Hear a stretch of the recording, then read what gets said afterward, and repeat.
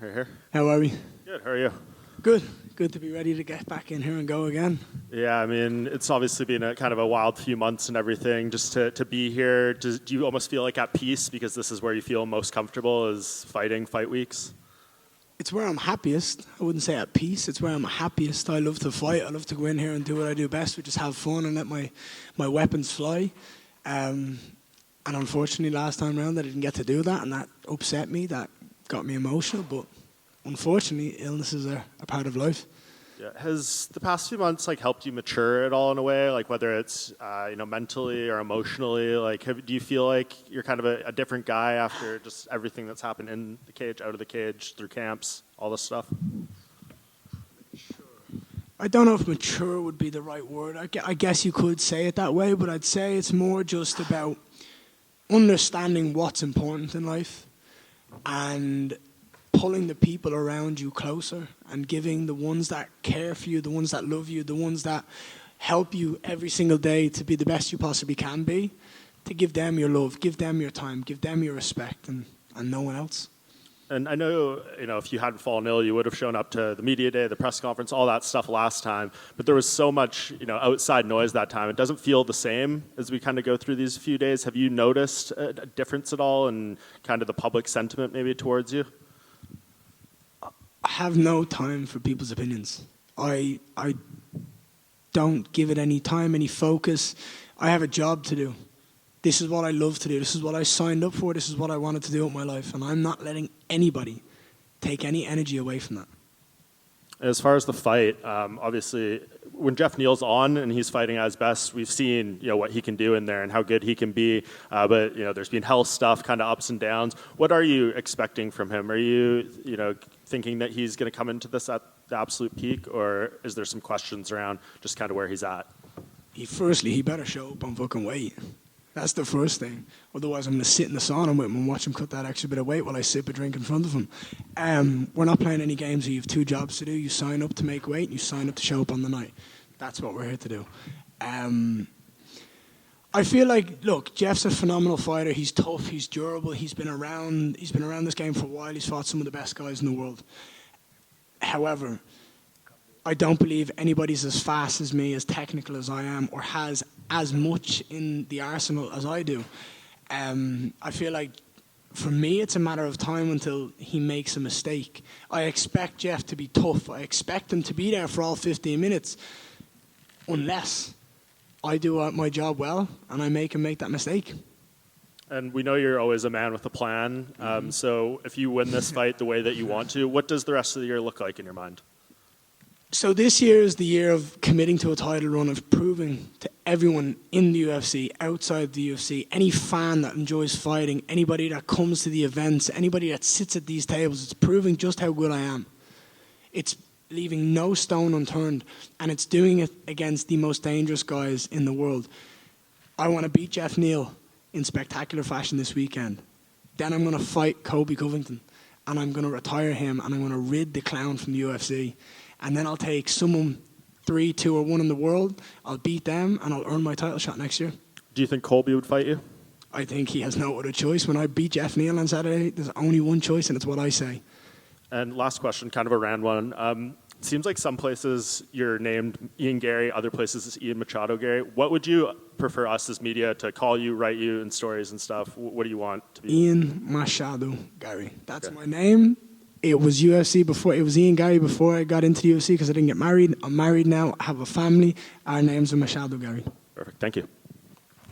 Thank you. How are you, Paul?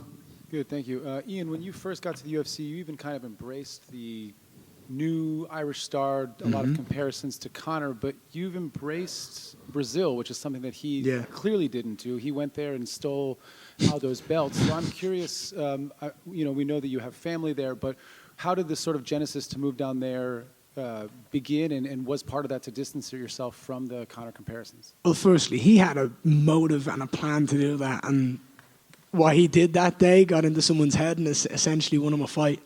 So that's phenomenal, and that's completely different. But the comparisons to Conor and everything that anyone could say is comparing me to an inspiration, an idol. I can only ever take that as a positive. But when you talk about connections to Brazil, my wife has family, my little boy has family that live in Brazil. I now have family with the Shoot the Box team, and the energy in Brazil is just different. You meet any Brazilian fighter or their team, you can see it and you can hear them from a mile away. It's different. The energy is very vibrant, very passionate, very colourful. And we've seen some of the best fighters in the world come out of Brazil, and it's because of that energy.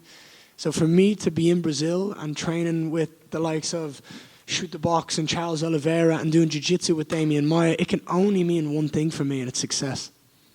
You know, Ireland is a predominantly Catholic nation, Brazil as well. There's the scene in Embedded where you guys are all saying the Lord's Prayer. Is that sort of helped the cultural immersion moving down there, and has faith always been a part of your life?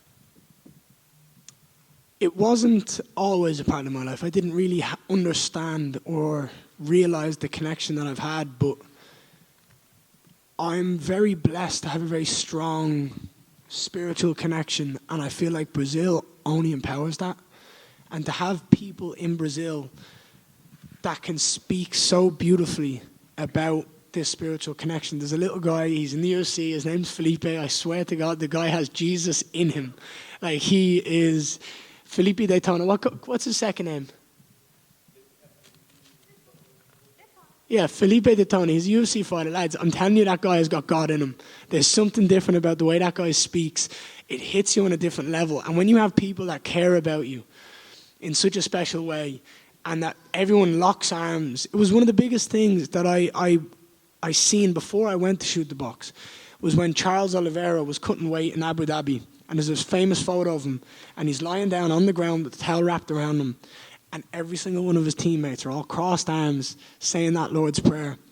There's no way you can't feel that energy, you can't absorb it, and you cannot go out and do amazing things with that.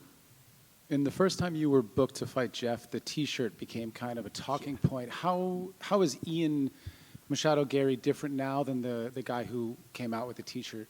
The T-shirt was a fucking laugh, and it worked. He didn't show up. I believe he was pissed for that first fight and didn't show up because of the T-shirt. Look, I have zero regrets in ever making that T-shirt. It was funny. The truth is, nobody knew who Geoff was. No one knew the fight was booked until I made a T-shirt and everybody started talking about it. So if we're in the fight game and we're trying to sell fights and entertain, after that point, everybody knew about it. Before that, no one knew.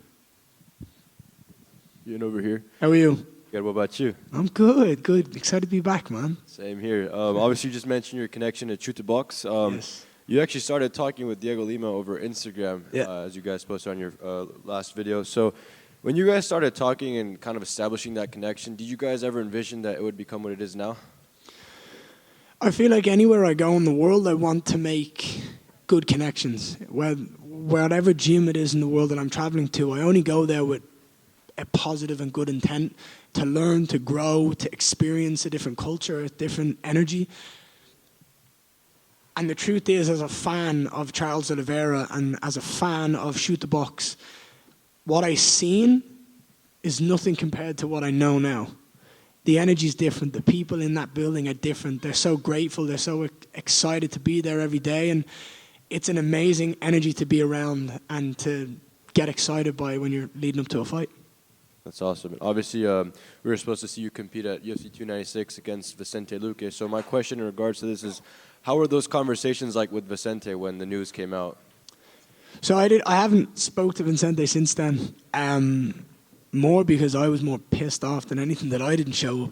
Because the truth is, and this is where it hurts, right? I hear people say that they were excited to see me. I hear people to say that they flew all the way from Ireland, England to watch me fight. Yes, so did I. I flew here to fight, and I didn't get to do what I love. There's nobody more annoyed or upset than me. And that's how I felt. So for me, it's just unfortunate. I had to deal with it. I had to get over it. I had to heal from it, recover from it, and here we are. That's it. Fair enough. And the UFC hasn't returned to Ireland in a long time. And obviously, when Conor does fight, it's mainly Las Vegas or occasionally New York and Abu Dhabi. So do you think you're going to be the guy that brings the UFC back to Ireland? I goddamn hope so, man. I hope. I've been saying it. I've been talking about it. I fear that I'm going to get too big, too quick, and they're never going to go back. And the truth is, I go out here and I bury Geoff Neal into the ground on Saturday night. Is that already past it? Is Ian Garry too much of a star at that point to go back? I will do everything in my power to make that happen. I've told Dana, I've told Hunter, I've told everybody, I want to be the guy that brings the UFC back to Ireland.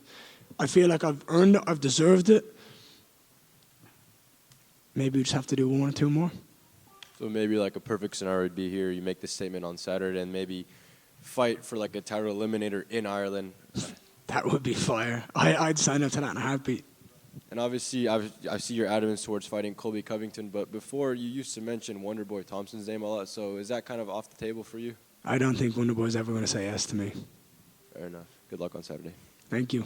Ian, back here. How are we, sir? How are you? Good to see you again. It's great to see you as well. I want to ask you, training at Shootbox, just talk about what that experience is like, getting in there, doing rounds with the Charles Oliveira, going to the mat with the legend in Damian Maia. Just what's that like?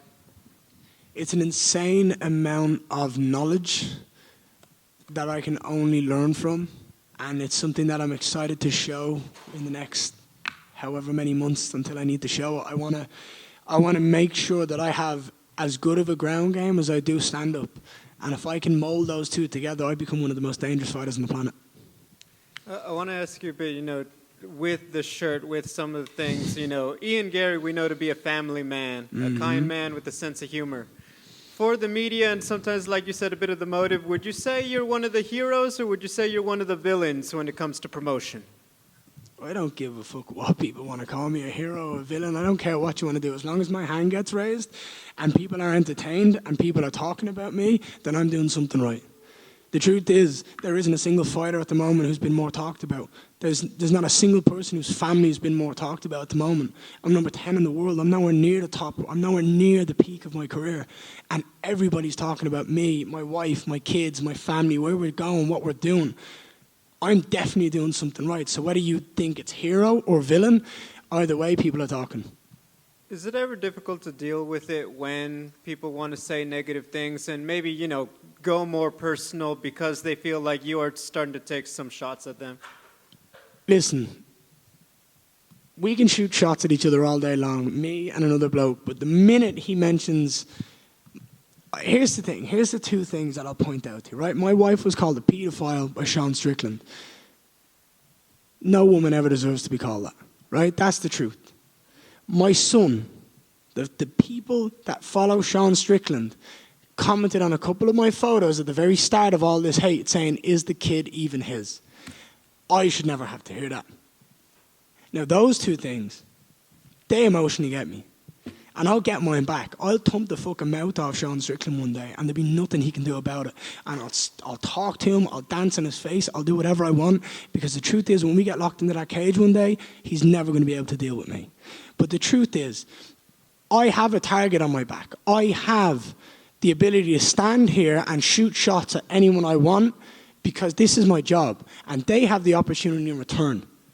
So for me, when you attack people in my circle, when they don't deserve it, that's out of line. And look, Sean Strickland is not the fucking voice we should all be listening to. Do you know what I mean? He's deeply, deeply indebted with trauma. And he should just be silent and try to deal with his own personal issues himself. And that's mainly where it all came from. I'm very proud of who I am, of what I'm doing, and what my family is doing, traveling the world together. I'm very proud that I get to travel and spend every single day of this journey with my wife and my kid beside me. I'm very happy to be showing the world my journey through my social media. I'm very happy to have people like Diego Lima and Shoot the Box behind me. I don't give time to this negativity anymore. I turned off the comments on my Instagram because I can protect the peace. I don't have time for other people's opinions anymore. I'm going to live my life the way I want to live it, and I'm not letting anybody get in the way of that anymore. Thank you, Ian. I appreciate you. Just over here. How are you, pal? I'm fine, thanks. With Strickland, obviously, he's a middleweight and you're a welterweight. So do you think that fight is even going to happen in the future?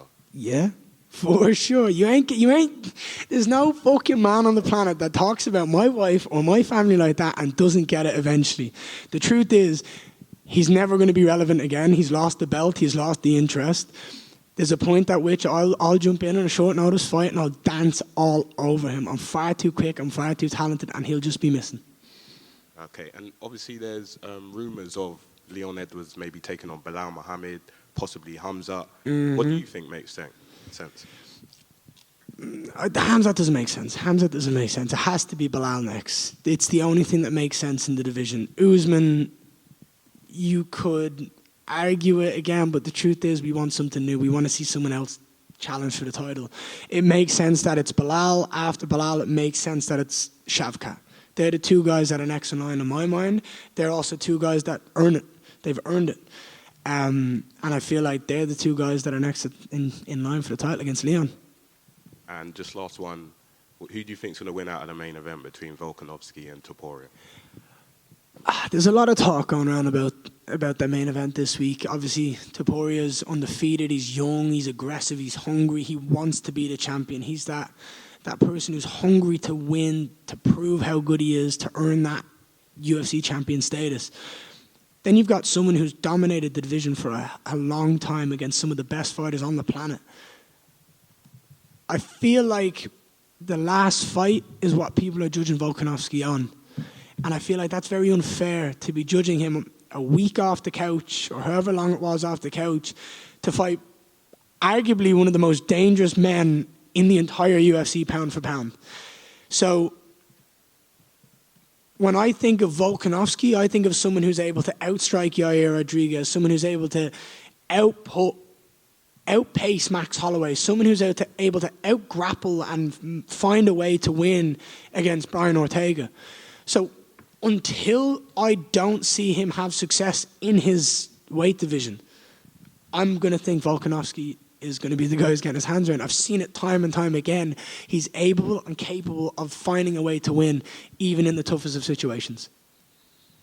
Ian, I just have one more. Go ahead. The welterweight division recently got a big pickup recently in Michael Venom Page. I know you're focused on Saturday, but do you see him as a guy that could maybe break into the rankings soon and maybe even a future opponent for you one day? Who's he fighting next? Kevin Holland in Miami. There's no fucking way he beats Kevin Holland. So no. There's no way. Awesome. Thank you. Appreciate you. Ian, so because the trash talk got so personal, affecting your family, and clearly has given you a justified negative emotion, has that informed how you approach trash talk for your future opponents? No, I'll still talk shit. I'm that's the person I am. I'll talk shit. You wanna clap at me, I'll clap back. That's how I've grown up. That's the way me and my friends grew up. But there's a line. There's a line on what you say and what you do, and it's not trash talk to call my wife a pedophile or say that the kid isn't even mine. That's not trash talk. That's abuse. That's horrible. And no person on the planet deserves that. And I feel like we've seen it recently, and the two main culprits are fucking Kobe and Sean Strickland. Kobe bringing up Leon's dad, and Sean just being negative towards every single person possible. It shows a very dark age in MMA, and this is not what the sport's about. The truth is, we're fighters. We're martial artists. But the UFC is so much more. The UFC is about being entertaining. The UFC is about putting on amazing fights and building a fight. Who was the best fighter we've ever seen in this organization who's had the most success? It's Conor McGregor. And what he did was emotionally connect fans to his journey by talking, the build-up, the excitement, the fights. He talked the talk, he walked the walk, he backed it up, and everyone started to believe him. There's a fine line of what's right and what's wrong. And I feel like lately, the negative has started to overtake the positive. And it's not interesting. I don't believe that anyone here enjoys hearing the stuff that has been said recently. The UFC is full of amazing fighters. Let's talk about the fighting. Let's talk about the skill set. Let's talk about the knockouts. Let's talk about the build-up. There's some amazing stories that fighters have. I'm interested, I know that. And it's on me to go out and do my job and have fun. So this isn't trash talk anymore. This is just me going out there with business and proving people right and proving people wrong. Were you aware of those lines before it affected you personally? Or is this more of a new development given your experience? truth is, I gave my phone to my team and said I don't want to know about it, don't want to look at it. I've got something to focus on. I've got something to work towards. I don't want to know about anything or anyone who's mentioning my name. And unfortunately, I just got sick. But trust me, I had the statements that needed to be made that week, and I'm livid more than anything that I didn't get to do it that week. Thank you. Appreciate you.